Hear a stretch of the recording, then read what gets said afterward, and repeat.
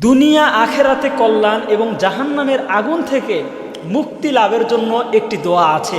আমরা অনেকেই এই দোয়াটি মুখস্থ আছে, কিন্তু জানি না এই দোয়াটির ফজিলত কি বা কেন এই দোয়াটি আমরা পড়ব।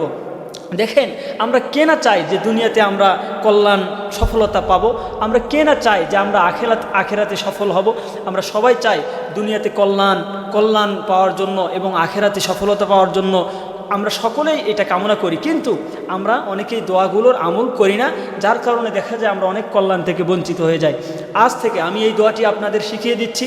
এই দোয়াটি আমরা মুখস্থ করব। যাদের মুখস্থ আছে তারা সই শুদ্ধ করে মুখস্থ করব, আর যাদের মুখস্থ নাই তারাও ভালো করে এটা মুখস্থ করব এবং সই শুদ্ধ করে আমাদেরকে পড়তে হবে। দোয়াটি হচ্ছে, রব্বানা আতিনা ফিদ দুনিয়া হাসানাতাও ওয়া ফিল আখিরাতি হাসানাতাও ওয়া কিনা আযাবান নার। হে আল্লাহ, রব্বানা আতিনা ফিদ দুনিয়া হাসানাতাও ওয়া ফিল আখিরাতি হাসানা। আল্লাহ, আপনি আমাকে দুনিয়াতেও কল্যাণ দান করুন এবং আখিরাতেও কল্যাণ দান করুন।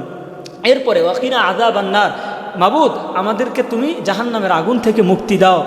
আল্লাহর কাছে যদি আমরা মুক্তি না পাই তাহলে আমরা কোথায় মুক্তি পাবো?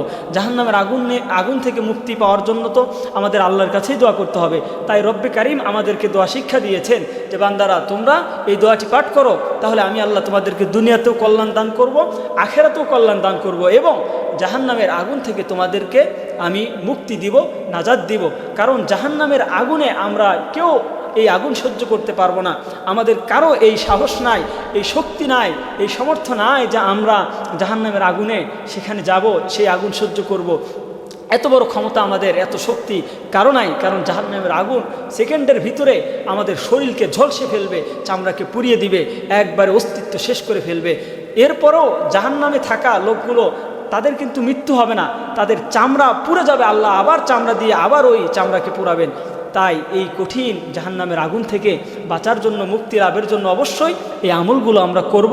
রব্বানা আতিনা ফিদ দুনিয়া হাসানাতাও ওয়া ফিল আখিরাতি হাসানাতাও ওয়া কিনা আযাবান নার। আজ থেকে আমরা সকলেই এই দোয়াটি পাঠ করার চেষ্টা করব।